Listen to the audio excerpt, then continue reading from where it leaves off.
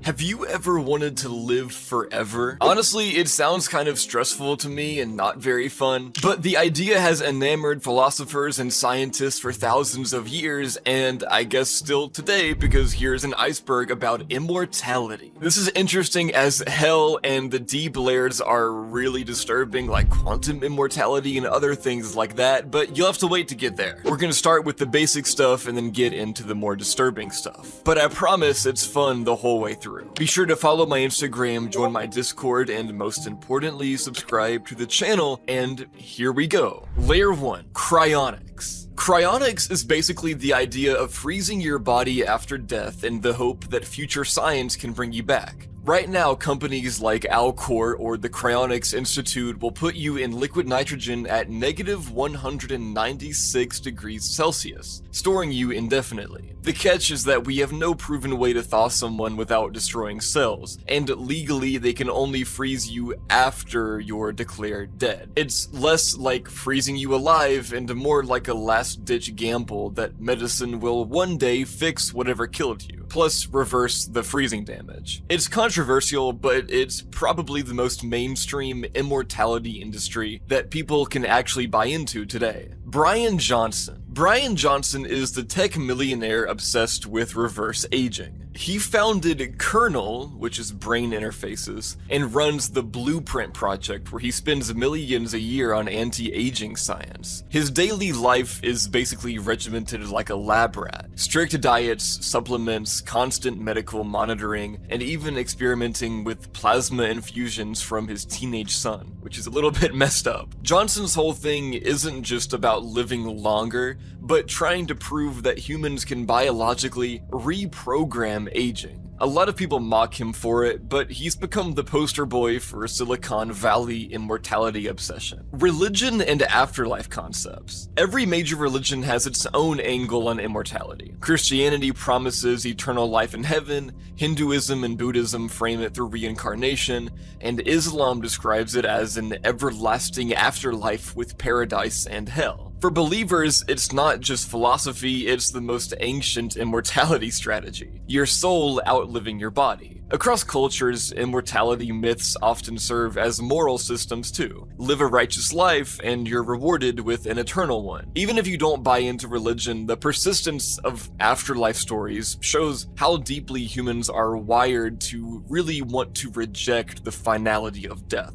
And honestly, in my opinion, I think that's why religion was even invented, was as a way for humans to cope with death. But that's neither here nor there. Fountain of Youth. This is the legendary spring that supposedly restores youth to anyone who drinks from it. Tales of it go back to Herodotus and Alexander the Great, but it's most famously tied to Spanish explorer Juan Ponce de Leon, who supposedly searched for it in Florida in the 1500s. Which, by the way, dude, you are not gonna find the Fountain of Youth in Florida. You might find the Fountain of Death. The myth itself is universal. Every culture seems to have a story about water that heals aging. Modern takes see it as a metaphor for humanity's obsession with reversing time, but it is also one of the earliest immortality products people believed could physically exist. Transhumanism. This is not about transgenderism, but trans rights. Transhumanism is the movement that says humans should use tech to push past biological limits. That can mean anything from gene editing to AI brain implants to uploading consciousness into machines. At its core, transhumanists see death as just another engineering problem to solve. While most mainstream science is still cautious, the philosophy has heavily influenced Silicon Valley billionaires, futurists, and biohackers who are actively funding life extension research. It's less fantasy than vampires or magic stones, but it raises a lot of ethical questions about what's left of humanity if you just keep replacing it with other stuff. Speaking of magic stones, Philosopher's Stone. Straight out of medieval alchemy, the Philosopher's Stone was said to be a substance capable of turning base metals into gold and granting eternal life. Alchemists like Nicholas Flamel became legendary for supposedly discovering it. The stone is basically the magical ancestor of modern chemistry and medicine. It symbolizes the pursuit of ultimate transformation. While no one's actually found it, the idea of a stone or formula that rewrites mortality still lingers in pop culture, like from Harry Potter to conspiracy theories. Neuralink. This is Elon Musk's brain-computer interface project, aimed at treating neurological conditions and eventually syncing human brains with AI. In an immortality context, Neuralink is about mind uploading or at least creating backups of human consciousness. The idea is that if you can digitize thought, you can separate you from your fragile biological body. Critics argue that we're nowhere close to that level of understanding, but Neuralink keeps the sci-fi fantasy of digital immortality alive in the mainstream. Life extension supplements. Think resveratrol, NMN, spermidine, rapamycin, all the stuff that you'd find on longevity forums. These are chemicals that people take hoping to slow cellular aging. Some mimic the effects of calorie restriction. Others target pathways like mTOR or sirtuins that regulate growth and repair. There's no magical pill yet, but plenty of early studies suggest these compounds might extend lifespan in animals. For everyday people, this is the entry-level immortality hack, buying capsules that promise to hold off aging one day at a time. Biological immortality. In nature, some species appear to be biologically immortal. This one jellyfish that I'm not even going to try to pronounce the name of, but I'm sure my editor can put it on screen, can revert its cells back to an earlier stage and restart its life cycle indefinitely. Lobsters also show negligible senescence, meaning that they don't really age the way that we do, they just keep growing. This doesn't mean that they can't die, like disease or predators can still kill them, but it suggests that aging itself might not be an unbreakable rule of biology, so I guess Lord of the Rings was right about the elves. And scientists actually study these creatures for clues about how humans might also avoid cellular decline. Vampires. The vampire myth is one of the most enduring immortality fantasies. From Eastern European folklore to modern movies, vampires cheat death by feeding on others. The twist is that their immortality often comes with curses: sunlight, bloodlust, loneliness. Beyond fiction, vampires are a lot more like a reflection of a dark human wish, not just to live forever, but to sustain yourself by taking from others. So humans are fucked up. Legacy and memory. Not all immortality has to be literal. Philosophers argue that people achieve a kind of eternal life by the impact they leave behind, whether through art, children, discoveries, or memory. You might not exist physically, but your name, your work, or your influence continues beyond death. In a way, this is the most realistic and accessible immortality humans have achieved. Think of like Shakespeare, whose words are alive centuries later, or even like internet memes that outlast their creators. That was layer 1, I told you, pretty basic, but this iceberg is just getting started, let me tell ya. So yeah, so you're in for a ride. Let's get into layer 2. Caloric restriction. Caloric restriction is one of the only proven ways to extend lifespan in lab animals. By cutting daily calories by around 20 to 40% without malnutrition, mice, worms, and even monkeys show longer lives and fewer age-related diseases. The theory is that lower energy intake reduces metabolic stress and slows cellular damage. For humans, it's controversial. Some researchers argue it could work, while others warn the trade-off is constant hunger and reduced quality of life. It's less about starving yourself to death and more about tuning metabolism to stretch out the years. Digital immortality. This is the idea that your mind can live forever online. It ranges from creating an AI that mimics your personality to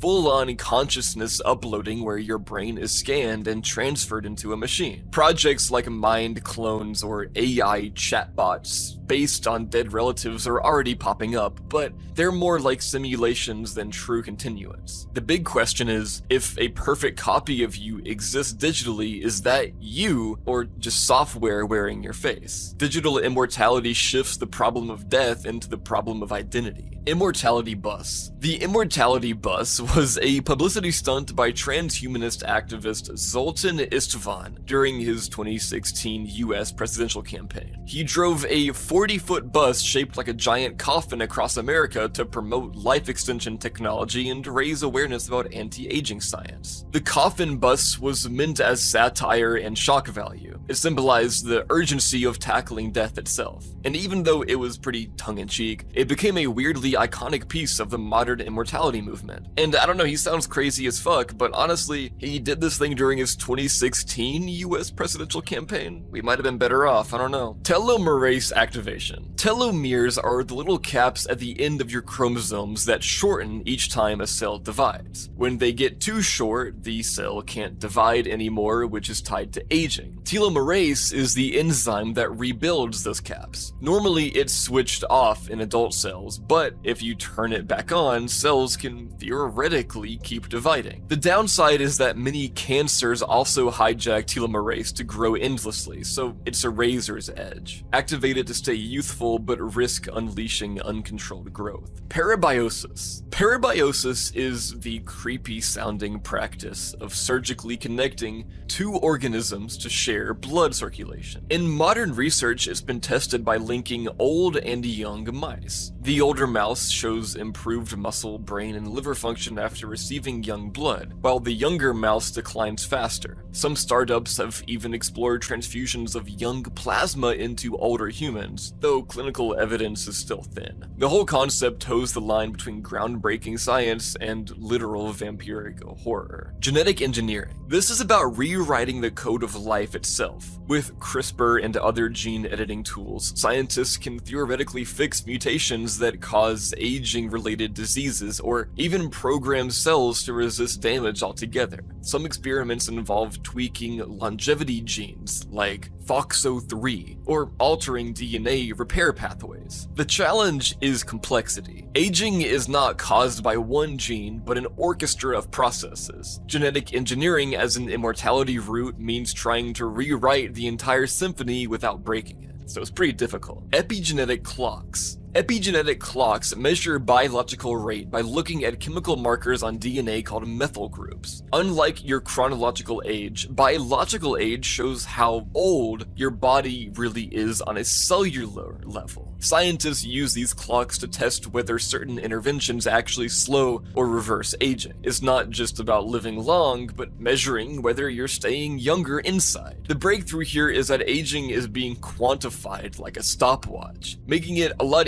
easier to actually see what works and what doesn't. Senolytics. As we age, damaged cells that should die sometimes refuse to, turning into senescent cells. These cells don't function properly, but still release toxic signals that damage surrounding tissue, accelerating aging. Senolytics are drugs designed to hunt down and clear out these zombie cells. In mice, senolytics have extended lifespan and improved organ health. For humans, clinical trials are still ongoing. It's less about making you immortal and more about cleaning house so your body runs longer without breakdown. Biostasis. Biostasis is a step beyond cryonics. It's about putting living systems into a kind of paused state. Instead of freezing after death, researchers try to slow biological processes in real time, giving doctors more time during surgery or trauma. This could mean using cold temperatures, chemicals, or metabolic tricks to suspend biological activity. Think of it like hitting a pause on life, then resuming later. It's not immortality by itself, but it's a piece of the puzzle for buying extra time. Immortality in mythology. From Greek gods to Chinese Taoist immortals, mythology is packed with figures who live forever. In Greece, the gods granted humans ambrosia, but those who drank it often paid a price. In Mesopotamia's Epic of Gilgamesh, the hero fails to gain eternal life, showing how elusive immortality is. Chinese alchemists searched for elixirs of immortality, while Hindu texts describe Amrita, the nectar of the gods. So a lot of mythology frames immortality as both a divine gift and a dangerous temptation, and it's pretty much always just out of reach. Blue zones. Blue zones are regions of the world where people live significantly longer than average. Examples include Okinawa, Japan, Sardinia in Italy, and Nicosia in Costa Rica. These communities don't rely on tech or supplements. They follow traditional diets, they maintain strong social bonds, and they live active, low-stress lifestyles. Instead of beating death, blue zones show how natural longevity is possible through culture and habits. And that was layer 2, and I hope you're enjoying so far, guys. Make sure you have some water, stay hydrated, or else you might not be immortal. To live longer, get some water. And let's jump into layer 3.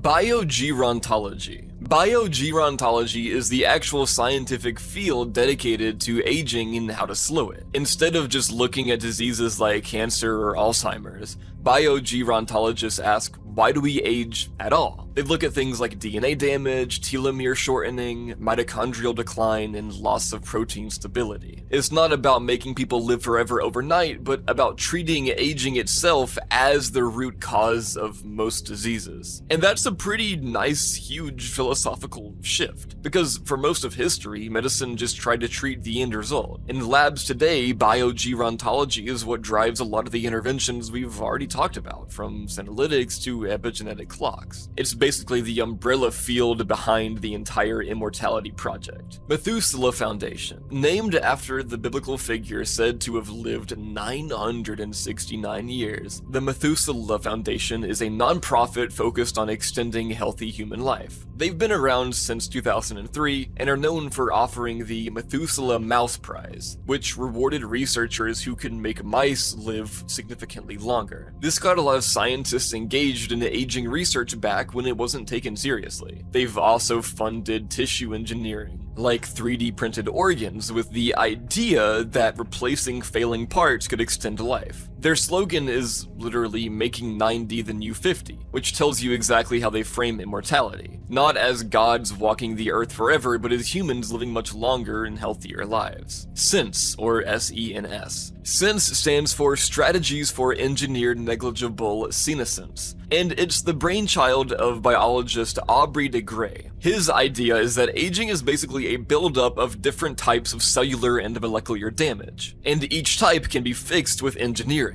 He mapped it out into categories like cell loss, mitochondrial mutations, and extracellular junk, then proposed scientific fixes for each one. For example, gene therapies for mutations or enzymes to clean up toxic byproducts. De Grey's theory is kind of controversial. Some scientists think it's overly optimistic, but it gave structure to the idea that aging could be reversed systematically. SENS is one of the reasons that aging research got mainstream attention in the 2000s instead of being dismissed as science fiction. Fasting and autophagy. Autophagy literally means self-eating, and it's a process where your body breaks down and recycles old or damaged cell components. And fasting is one of the main triggers for autophagy. When your body runs low on external fuel, it starts cleaning house internally, chewing up dysfunctional proteins and organelles. This is why intermittent fasting and also long-term fasting became so trendy. They're not just about losing weight, although it helps with that a lot, but also about cellular spring cleaning. In mice and other animals, fasting boosts lifespan by reducing disease and improving metabolic health. For humans, the science is newer, but the idea that skipping meals makes you live longer has deep cultural roots. Most religions already built fasting into their traditions long before autophagy was actually, scientifically discovered. Qin Shi Huang's elixir. China's first emperor, Qin Shi Huang, was obsessed with immortality. Historical records say he sent expeditions across the empire looking for the elixir of life. Ironically, the elixirs he ended up taking were made with mercury and other toxic substances. Some historians believe his early death at 49 was actually caused by his own immortality potions. And this is just another haunting example of showing humans' desperation for eternal life. The most powerful man in the world at this time still couldn't stop himself from poisoning his body in that pursuit. His tomb, still sealed today, is rumored to contain rivers of mercury, which is a pretty grim echo of his quest for eternal life. The Wandering Jew. This is a medieval Christian legend about a man who supposedly mocked Jesus on the way to the crucifixion and was cursed to wander the earth until the second coming. Over time, the figure became a symbol of eternal life as punishment rather than blessing. Instead of living forever in glory, the wandering Jew is doomed to drift endlessly, unable to die, unable to find a peace. The story spread across Europe, shifting details depending on the culture, but always hammering home the same warning. Immortality might not be a gift, it might be a curse. Epigenetic reprogramming. This is one of the wildest frontiers in aging research right now. The idea is that even if your cells accumulate damage and age, you can reset them to a more youthful state by tweaking their epigenetic programming. the chemical markers that control which genes are switched on or off. Researchers discovered that certain factors can revert adult cells back into stem cells. If you apply them partially, you don't erase the cell's identity, but you roll back its age markers. In animal tests, this has restored vision in old mice and rejuvenated organs. It's not immortality yet, but it hints at something close to biological time travel, like telling your cells, hey, you're 20 again, act like it. 9 hallmarks of aging. This is like the official cheat sheet for why bodies grow old. Scientists boiled aging down into 9 biological processes, including things like genomic instability, telomere shortening, mitochondrial dysfunction, and stem cell exhaustion. Think of it like 9 ways your car can break down. If you fix the engine, the brakes might still wear out. Each hallmark is a target for anti-aging research, senolytics, telomerase, epigenetic reprogramming, and so on. The importance of this framework is that it gave researchers a common language. Instead of talking vaguely about aging, they could point to specific measurable problems. Shangri-La. Shangri-La is the mystical hidden valley from James Hilton's 1933 novel Lost Horizon. In the book, it's a remote paradise in the Himalayas where people age extremely slow and live for centuries in peace. Over time, Shangri-La became shorthand for any utopian place where longevity or eternal youth is possible. Unlike religious heavens or magical fountains, it's framed as a secret earthly location, a mystical pocket where immortality naturally exists. The idea captured Western imaginations during the 20th century and fed into real-life obsessions with Tibet and Eastern spirituality. Xenotransplantation. This is the practice of transplanting organs or tissues from one species into another. Most often, it means using genetically modified pigs to grow organs for humans. And the immortality tie-in here is pretty obvious. If you can swap out failing human parts for fresh replacements indefinitely, you can extend life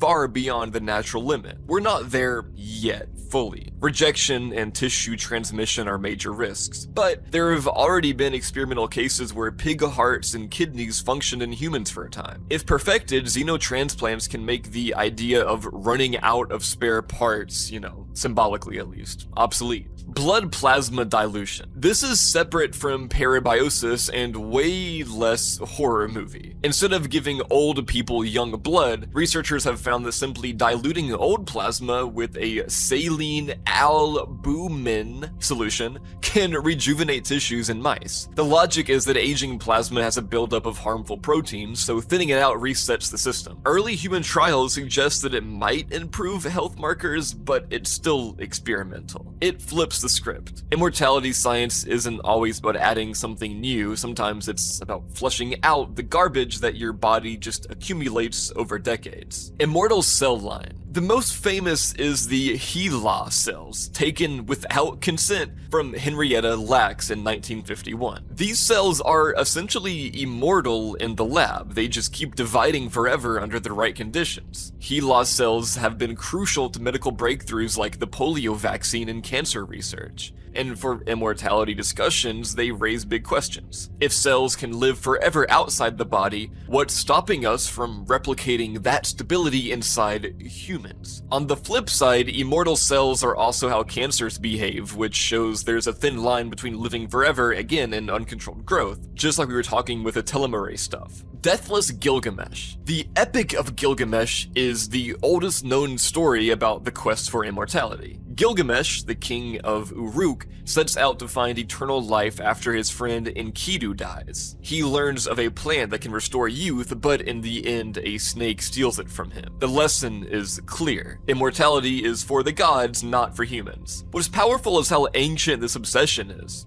4,000 years ago, people were already writing epics about death and the desperate wish to escape it. Nootropics and cognitive longevity. Nootropics are drugs and supplements meant to enhance brain function. Things like modafinil, racetams, or even microdosing psychedelics. While they're usually pitched as focus or productivity boosters, there's also a longevity angle. The idea is that what's the point of living forever if your mind decays? Cognitive decline is one of the biggest barriers to meaningful immortality. People taking nootropics are essentially beta testing strategies for keeping the brain sharp into old age. Whether it's boosting memory, protecting neurons, or slowing dementia, it's about making sure immortality isn't just a body that lasts, but a mind that keeps up. And that was layer 3! Make sure you're eating some food, good food so you stay living for a long time, you know? And some water, because you need water to live for a long time, so following the theme of this video, make sure that you are well fed. You got a snack, you know, get, I don't know, cozy and shit, wherever you are, man. Hope you're man or woman or non-binary person, you know? Whoever you are, hope you're having a good day. And let's get into layer 4, let's do it! Pope Innocent VIII. Pope Innocent VIII, who reigned in the late 1400s, is sometimes brought up in lore of, like, immortality because of rumors that he received transfusions of blood from young boys on his deathbed. Yeah,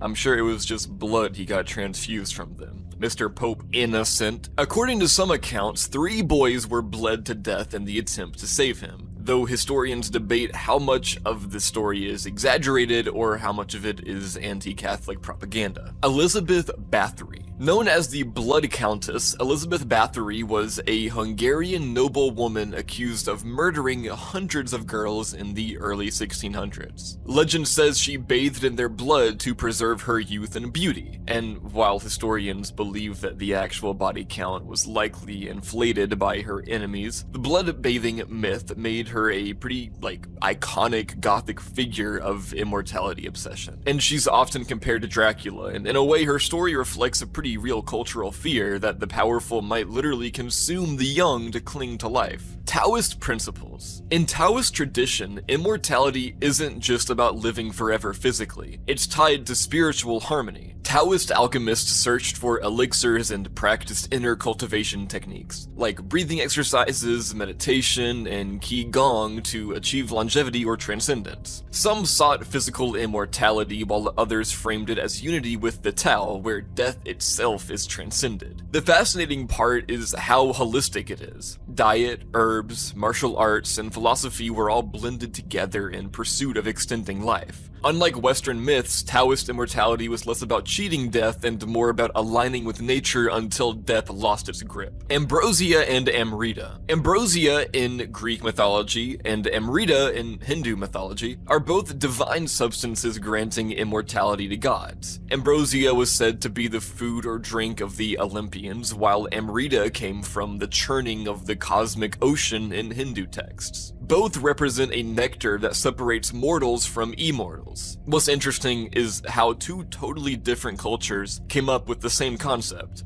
a sacred drink that grants eternal life. Li Qingyin. Li Qingyin is a legendary Chinese herbalist rumored to have lived over 200 years, with some claims stretching as far as 256. He supposedly credited his longevity to a diet of herbs like goji berries, wild ginseng, and a calm lifestyle. While it's impossible to verify these claims, his story has become a cultural touchstone for the idea that natural living and herbal remedies could grant extreme lifespan. Calico. This is not referring to the cat breed, although calicos are my favorite. Calico is the Google-funded biotech company that was launched back in 2013 with a huge mission: defeat aging itself. They pulled in some of the top names in biology, and people thought this was going to be the project that cracked the code of living longer. For years, the press framed it as Google is trying to cure death. But when people checked in on them later, it looked more like a black box. They're extremely secretive, don't publish much, and most of the actual work seems to be basic research into how aging even works on a cellular level. The hype cooled off once it became obvious they weren't going to make like a pill or treatment that fixed death. And Calico started to feel like another example of how even with billions of dollars, this problem doesn't give up its secrets easily. Iden's apples. In Norse mythology, the gods don't stay young automatically. They depend on Iden, a goddess who keeps these golden apples that they have to eat to stay youthful. When she's kidnapped in one story, the gods begin to age rapidly and basically fall apart without her. It shows how even the immortals in that culture weren't naturally untouchable. They had a supply they were dependent on. Idun's apples weren't like a one-time fix either. They had to keep eating them. It's an odd detail because it makes their immortality fragile. Like if one goddess or one basket of fruit goes missing, the entire system collapses. Tithonus syndrome. In Greek myth, the goddess Eos fell in love with a mortal man, Tithonus, and begged Zeus to make him immortal. He granted the wish, but she forgot to ask for eternal youth, so Tithonus just kept aging. His body decayed forever, shrinking and shriveling, but he never actually died. Eventually, he became this pathetic figure. Some versions say he turned into a cicada. The term Tithonus syndrome now gets used in aging research and philosophy to describe the nightmare scenario of life extension, living way past your natural limit but trapped in a body that keeps falling apart, where the years pile on endlessly with no relief. Mahavatar Babaji. Mahavatar Babaji is this semi-mythical yogi figure in Indian spiritual traditions, especially popularized in the autobiography of a yogi. By the way, guys, I'm so sorry if I'm mispronouncing this. I apologize. He's described as having lived for centuries in the Himalayas, teaching disciples and appearing in visions, but never aging. Followers say he still exists in a perfected body, hidden from the world. There's no historical proof, it's more of a spiritual archetype. The eternal master who transcended death through meditation and higher states of consciousness. And for believers, Babaji still isn't dead or gone, he's just continuing on in secret. Immortality rings. Throughout different traditions, there are stories about rings that grant eternal life. Sometimes it's literally a magical ring that stops the wearer from aging or dying, like in folklore or fantasy. Other times, it's more cursed, like Tolkien's One Ring, which extends life but corrupts the user. There are also alchemical and occult texts that talk about crafted talismans or rings engraved with symbols that supposedly channel energy to prolong life. Rings show up because they're small, wearable, intimate, and it makes them the perfect vessel for imagined immortality. Also, Lord of the Rings is like goated as fuck, and if you don't think so, you're stupid. Longevity escape velocity. This is a term used in life extension circles to describe a tipping point. If science can slow or reverse aging faster than the years you're living through, you can basically outpace death. Like, if every decade you live, medicine advances enough to give you another 15 or 20 years, you never actually hit the wall. It's not about becoming immortal instantly, it's about stringing together enough breakthroughs in a row that you effectively never run out of time. Futurists like Aubrey de Grey push this idea hard, arguing that once humanity reaches escape velocity, everyone alive at that point could live indefinitely. Reverse age in dogs. There have been legit studies where scientists try to roll back the biological age of dogs. Companies like Loyal are running clinical trials to extend dog lifespan with anti-aging drugs, and researchers have experimented with epigenetic reprogramming to make older dogs biologically younger. Dogs are a common testing ground because their lifespans are short, so you can measure changes faster than in humans. If you can make a 10-year-old dog behave like a 5-year-old again, that's a big step in proving that aging can be dialed backward. Salamanders. Salamanders aren't immortal, but they're famous for their insane regenerative abilities. They can regrow entire limbs, tails, spinal cords, or even parts of their hearts and brains. Scientists study them to understand how regeneration works, because if humans could copy that, it would be a massive breakthrough for longevity. Some species also show resistance to aging effects in certain tissues. They represent a natural model of extreme repair and recovery that people hope can be translated into human medicine. Monkey testicles. Dude, I gotta say, guys, I have been doing this YouTube thing for about 2 or 3 years now, and I have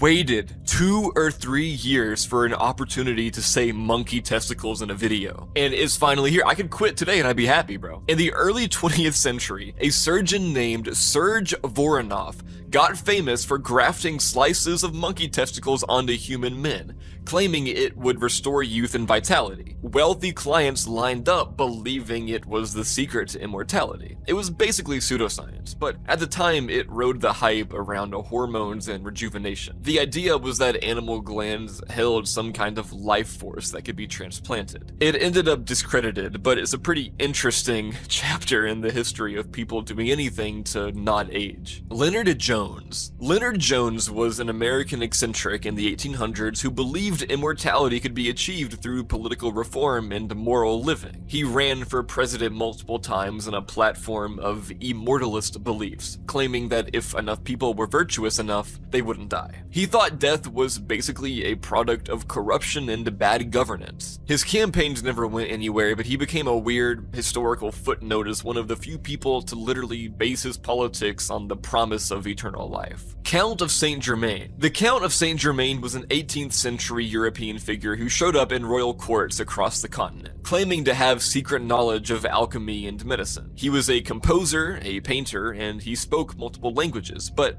what really made him legendary were rumors that he never aged. Some claim to have seen him looking the same decades apart, with stories saying he was hundreds of years old. He supposedly died in 1784, but sightings of him kept popping up afterward, fueling the idea that he actually cracked immortality. And that was Layer 4, guys. Who's hyped for Layer 5? That's halfway. We're halfway, guys. Let's get into it. Russian Cosmism. Russian Cosmism was a philosophical and spiritual movement from the late 1800s into the Soviet era that combined science, mysticism, and a belief in human immortality. Thinkers like Nikolai Fedorov argued that death was humanity's greatest injustice, and science had a moral duty to conquer it. They imagined resurrecting all ancestors, using future technology, colonizing space, and living forever as a cosmic species. What's strange is that this wasn't fringe. It influenced real Soviet science, space exploration, and even early transhumanist ideas. In their view, immortality wasn't just personal, it was collective. Everyone who ever lived could be brought back, and that was their focus. Breathing method. There are schools of thought claiming that controlled breathing alone can extend life, sometimes indefinitely. Certain yogic practices teach that each person is given a set number of breaths for their lifetime. So if you slow your breathing through meditation and exercises, you stretch that lifespan. Beyond myth, there are modern offshoots like pranayama, qigong, and even Western breathwork movements, all of which frame oxygen control as a path to longevity. Some practitioners take it to the extreme, suggesting that by mastering breath, the body can survive on less food or energy altogether. Solar breatharians. Breatharians are people who claim they don't need food or sometimes even water, surviving only on prana or life energy. Solar breatharians specifically believe they can live indefinitely by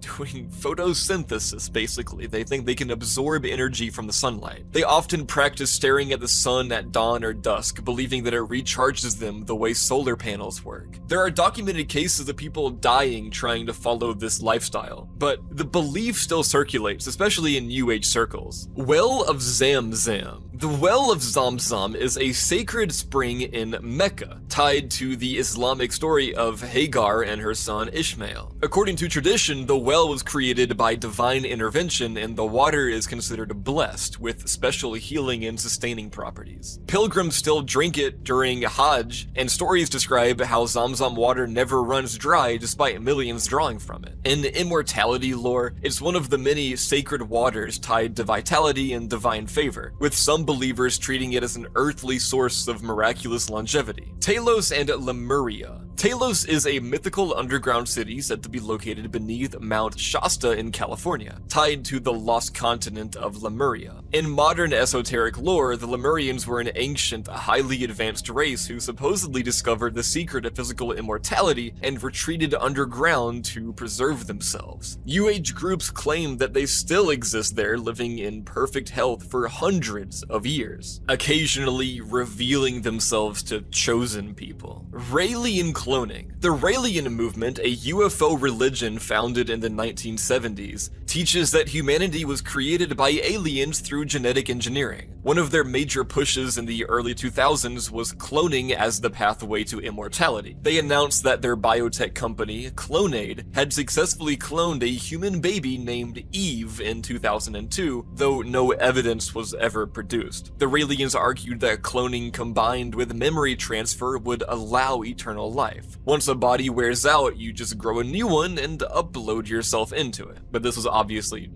I mean, if you believe it, man, fuck, go for it. Soma. In Vedic texts, Soma was both a god and a ritual drink, described as giving strength, inspiration, and in some hymns, immortality. The exact identity of Soma is unknown. Some scholars think it was a hallucinogenic plant. Others argue it was a mix of herbs or even mushrooms. Whatever it was considered sacred fuel for both gods and humans, a substance that could elevate mortals into something closer to the divine. Now again, the word Vedic refers to the Vedas, which are the oldest sacred texts of India, written in Sanskrit thousands of years ago. They are hymns, rituals, and philosophical writings that laid the foundation for Hinduism and influenced Buddhism and Jainism too. Within these texts, Soma shows up constantly. And again, I think I mentioned this earlier a little bit, but drinking it is said to give strength to warriors, inspiration to poets, and immortality. Mithra's cult. The cult of Mithras was a mystery religion in the Roman Empire around the 1st to 4th century CE. It centered on the god Mithras, often shown slaying a sacred bull, and it was practiced mainly by soldiers. Because it was a mystery religion, the rituals were secret. Initiates went through stages of initiation, underground temples, and symbolic meals. Little writing from the cult survives, so most of what we know comes from archaeology and outside references. In immortality terms, Mithraic belief was tied to cosmic struggle and the soul's journey after life. Initiates sought spiritual rebirth and eternal life through their rites, which were framed as transcendence beyond the mortal body. Even though later Christianity eclipsed it, Mithraism was one of the strongest competitors in the Roman world for offering people a path to life after death. Remote viewing afterlife. Remote viewing is a term that blew up during the Cold War, when the US military and CIA funded psychic spying experiments under programs like Stargate. Supposedly, people could sit in a room and describe hidden targets thousands of miles away using extrasensory perception. The immortality angle here comes in when believers extend remote viewing beyond space into time and other realms. Some claim trained viewers can perceive the afterlife, or consciousness beyond death. In New Age circles, remote viewing became part of the toolkit for exploring immortality, not as physical longevity, but as evidence that the mind survives outside the body and can travel beyond it. Soma-fera. Soma-fera is a term used in modern pagan and occult communities, combining soma, which means body, and fera, which means wild beast. It refers to a set of ecstatic or altered states where people claim they can push their bodies into supernatural levels of strength, healing, or even transformation. Practitioners describe it as harnessing a primal energy through rituals, trance, or meditation. The immortality part here is the idea that by shifting into this heightened state, the body regenerates faster or resists normal decay. It pulls partly from Norse berserker legends, partly from yogic energy traditions, but in practice it's a modern and mystical attempt to rewrite the body's limits. Eternal consciousness field. This is more of a metaphysical concept than a specific group. In certain New Age and fringe physics writings, consciousness is described as a universal field, something fundamental to reality, like gravity or electromagnetism. Claim is that individual minds don't vanish after death. They return to or remain connected with this field. Immortality here isn't about bodies or even personality, but about awareness itself being eternal. It pulls from both Eastern philosophy, like Brahmin and Hindu thought, and Western attempts to merge quantum mechanics with spirituality. People who believe in this often see immortality not as a goal, but kind of a built-in truth has always been there. Aghori practices. The Aghori are a small sect of Hindu ascetics in India, known for their extreme and taboo-breaking rituals. They meditate in cremation grounds, smear themselves with the ashes of the dead, and sometimes use skulls in their practices. Their philosophy is rooted in the idea that everything, even death and decay, is sacred and part of ultimate reality. For the Aghori, confronting death directly is a way to transcend fear of it and dissolve the boundaries between life and death. Some stories describe Aghori saints with supernatural longevity or powers, seen as evidence that their practices connect them to immortality on a spiritual level. It's kind of disturbing, but I mean, it's their culture, so. Secret societies and immortality rites. Throughout history, secret societies have been tied to rumors of hidden immortality rituals. Groups like the Freemasons, Rosicrucians, and later occult orders often had ceremonies involving death and rebirth symbolism, promising initiates spiritual transformation. Some writings describe secret elixirs, hidden knowledge of alchemy, or rituals that supposedly extended life. The secrecy itself amplified the myths. If outsiders weren't allowed in, it was easy to imagine immortality being guarded in the inner circle.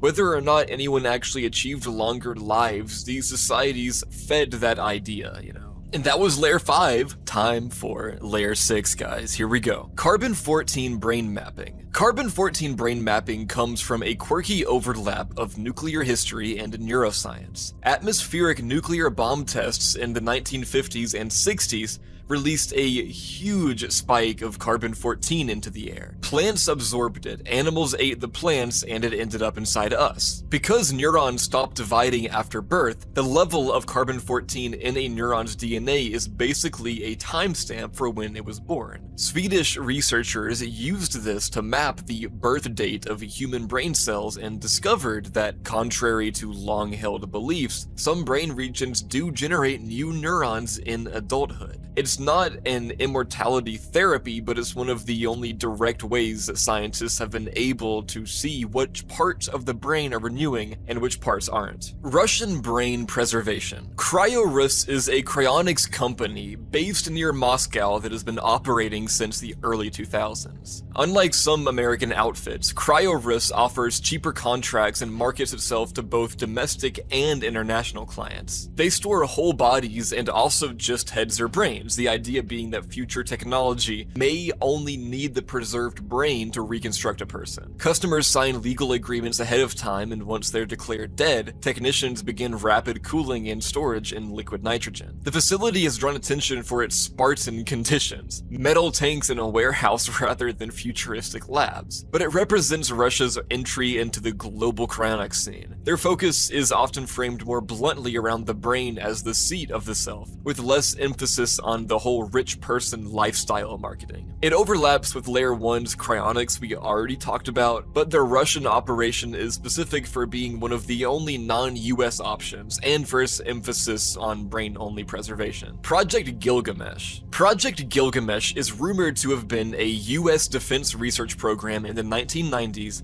and early 2000s. Its supposed aim was extending the lifespans of soldiers and increasing performance using biotechnology. The program's name comes directly from the king Gilgamesh we talked about earlier, whose epic is the first recorded story about searching for immortality. Leaked presentations and scattered online references describe work in genetic engineering, regenerative medicine, and experiments with long-lived animal species. The evidence for it being real is thin, unlike declassified programs such as Stargate, but the idea of a classified immortality project caught traction in conspiracy circles. The suggestion is that militaries wouldn't just want weapons, they would want soldiers who don't age, don't break down, and can fight longer than any natural human. Temporal resurrection. Temporal resurrection is a fringe theory that comes out of speculative physics discussions. The idea is that if the universe is fundamentally made of information, then every state that ever existed is still encoded somewhere. Instead of moving someone through time, a future technology could reconstruct their exact state at a past moment, effectively rewinding binding them into existence. Unlike cloning or re-uploading, this isn't a copy, it would be a restoration of the original self as they were. The proposal combines interpretations of quantum information theory with metaphysical ideas about persistence of identity. It's not a mainstream scientific pursuit, but it shows up in obscure forums and discussions where immortality is framed less as biology and more as manipulating space-time itself. Corpse medicine. For several centuries in Europe, remedies made from human remains were sold and prescribed as legitimate medicine. Apothecaries ground up Egyptian mummies for powders, distilled human fat into ointments, and prepared tinctures from blood or bone. These treatments were used by both peasants and nobility, with kings and queens recorded as taking them. They were believed to carry vital force that could cure disease and restore strength. The practice peaked in the 16th and 17th centuries, overlapping with the rise of modern early science. It eventually declined as medicine professionalized, but it remained in some pharmacopoeias into the 18th century. Walt Disney. The claim that Walt Disney had himself frozen after death is one of the most enduring urban legends of the 20th century. In reality, Disney died in December 1966 and was cremated shortly after at Forest Lawn Memorial Park in Glendale, California. The cryonics rumor appeared within a year or two, likely fueled by the fact that cryonics was just becoming a popular topic and Disney was so closely associated with futurism through projects like Epcot and Tomorrowland. By the 1970s, tabloid stories cemented the myth, often placing his frozen body beneath Disneyland. No evidence supports it, but the rumor became a cultural shorthand, the image of a visionary who literally tried to outwit death and wait for the science to catch up. Black goo theory. Black goo theory emerged from conspiracy communities blending nanotechnology fears, alien myths, and environmental anxieties. The core claim is that a viscous, tar-like substance exists that is alive or semi-alive, capable of infecting organisms, rewriting DNA and merging with human hosts. Ever heard of venom? Stories tie it to supposed samples recovered from meteors, Antarctic expeditions, or secret labs. In this narrative, the goo acts like a parasite and a symbiote at once, dissolving the boundary between the human and the other. References to black goo appear in UFOlogy, online forums, and of course comics and stuff like that. But of course there's no scientific validation, bro. That was layer 6, guys. Let's get into layer 7. Immortality virus. The immortality virus shows up in two places: biotech speculation and online conspiracy stories. In biotech, researchers have played with viral vectors, basically viruses stripped of their harmful parts, to deliver genes that might extend lifespan, like telomerase activation or enhanced DNA repair. Lab animals have had their lifespans extended with gene therapy this way. In conspiracy spaces, the term gets flipped into a darker idea. A secret virus already exists that can make humans stop aging, held back by governments or elites. In the lab reality, this is an extension of normal gene therapy. Use an engineered virus to insert beneficial genes into a host, not a science fiction pathogen that makes you immortal overnight. Anti-entropy rituals. This is a term you find in occult and fringe science circles. In physics, entropy is the name for the tendency toward disorder, basically why everything breaks down. Some magical or ritual systems claim you can symbolically or energetically reverse entropy, stopping decay in the body, objects, or environments. Practices range from chanting and sigil work to complex energy inversions during astronomical alignments. It's not mainstream religion, it's more the kind of thing passed around in esoteric forums or self-published grimoires. These rituals don't have a unified lineage like Taoist or Vedic practices. They're usually mashups of physics language and ceremonial magic invented by individuals or small groups. Practitioners claim they can slow aging, stop metal from rusting, or keep food from spoiling as a demonstration. There's no evidence of actual entropy reversal, but the idea keeps resurfacing because it borrows the most fundamental law of science and frames it as something a human can defy, which is just bullshit. Nectome.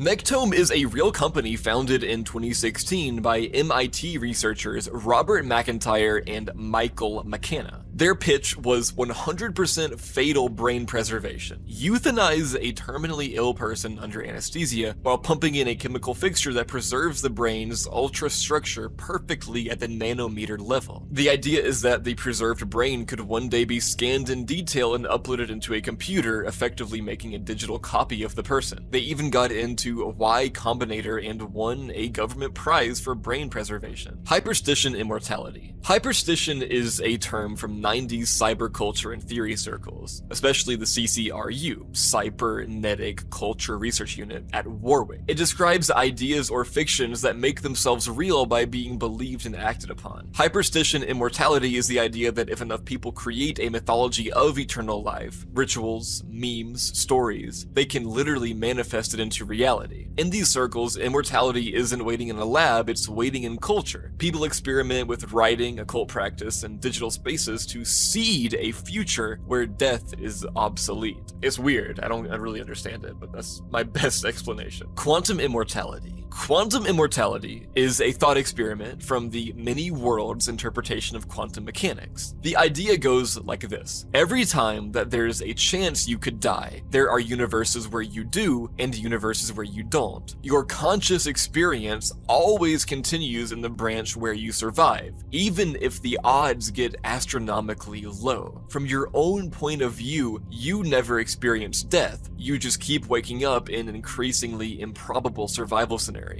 It's not a proven theory, just a strange implication of taking many worlds seriously. Physicists don't endorse it as a real personal immortality plan, but online, people treat it as a kind of physics-backed afterlife. You can't ever experience being dead, so subjectively you're immortal. It's one of the few immortality ideas that doesn't require tech, rituals, or gods, just the universe splitting and your consciousness sticking to the unbroken path forever. Golden body. The golden body is a concept in some branches of Taoist alchemy and certain esoteric schools. It refers to a perfected physical form achieved through years of internal practice, meditation, breath work, sexual energy control, and specific diets. In these teachings, the practitioner refines their body and spirit until they produce an immortal, radiant, golden body that can survive independently of the mortal flesh. It's described in texts as luminous, incorruptible, and able to travel realms. 2045 Initiative. The 2045 Initiative was launched by Russian billionaire Dmitry Iskov in 2011. Its stated goal was to achieve cybernetic immortality by 2045. The project laid out a roadmap of 4 stages: human-like robots controlled by the brain, then transferring consciousness into a computer, then uploading that consciousness into a non-biological avatar. It had flashy conferences with scientists and spiritual leaders. Over time, the project was less visible and more criticized, but for a while it was a public big money attempt to give an actual date for the end of death. Omega Point. The Omega Point is a theory by French Jesuit priest and scientist Pierre Teilhard de Chardin. In his view, the universe is evolving toward a final state of maximum complexity and consciousness, where all individual minds unite into one collective. This state would transcend time and space and could be considered eternal. Teilhard framed it in Christian language, a cosmic Christ drawing everything back into himself, but it's also been adopted in secular future circles as a kind of ultimate singularity. In this framework, immortality isn't an individual trick, but the end point of evolution itself. All consciousness converges